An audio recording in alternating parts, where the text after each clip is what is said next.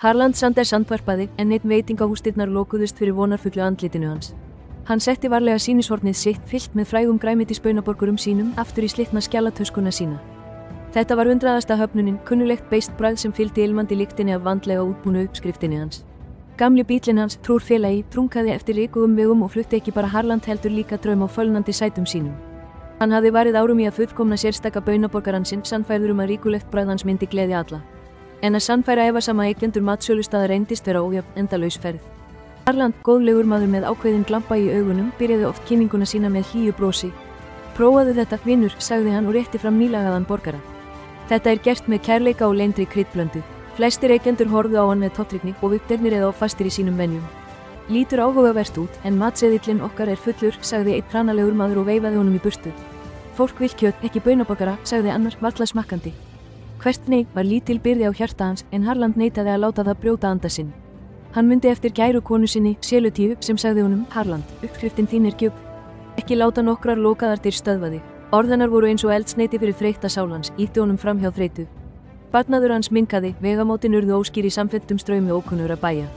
Stundum svaf hann í bílnum sínum, stundum á ódýrum mótelum, alltaf með dýrmætu uppskriftina sína nálægt. Hann var aldraður maður, en ástríða hans brann bjartar en nokkru sinni fyrr og lýsti upp leið hans fram á við. Eitt kvöldið, eftir enn einn dag af endalausum höfnunum, keyrði Harland inn í lítinn, rólegan bæ. Matsölustaðurinn þar, sem kallaðist Vegarkafli Hvíldar, leit jafn þreyttur út og hann sjálfur, með floktandi neonljós. Þetta yrði hans 1000. tilraun, eða kannski 1000. og fyrsta. Hann gekk inn, bjallan fyrir ofan dyrnar klingdi lágt og sýndi eina, þreytta þjónustustúlku að þurrka niður borð. Afsakið, frú, byrjaði Harland, rödd hans raspandi eftir langa ferð.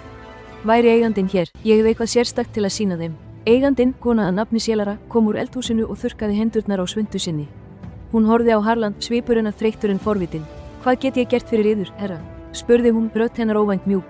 Harland útskýrði baunaborgarann sinn, rödd hans náði aftur venjulegri ástríðu og sannfæringu. Hann eldaði nýja sendingu þarna á litlu steikarpönnunni hennar og tælandi ilmurinn fyllti matsölustaðinn. Sélara horfði á, með döft bros á vörum, áhugi hennar greinilega vaknaði.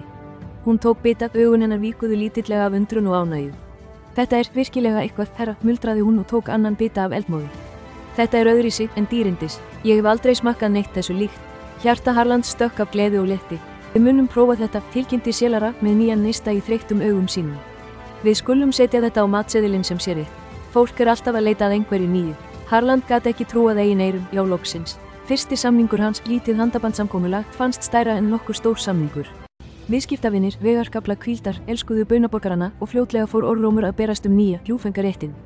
Harland, nú eldri og vitrari, hætti ekki ferð sinni þar. Hann hélt áfram að keyra, hélt áfram að deila sérstakri uppskrift sinni með fleiri veitingahúsum. Vegirnir voru enn með sínum ójöfnum skortur á hráefni, nýjir keppinautar, einstaka slæmar umsagnir sem reyndu á ákveðni hans.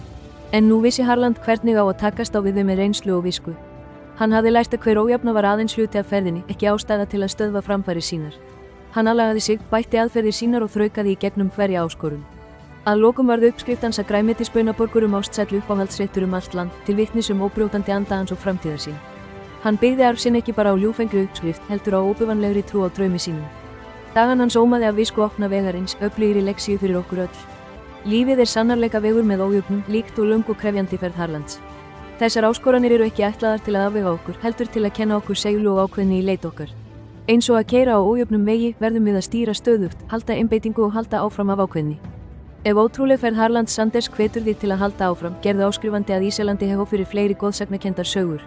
Líkaðu við ef þú ætlar að beita þessari leksíu í dag og kommentaðu hvaða frægu sögu við ættum að deila næst.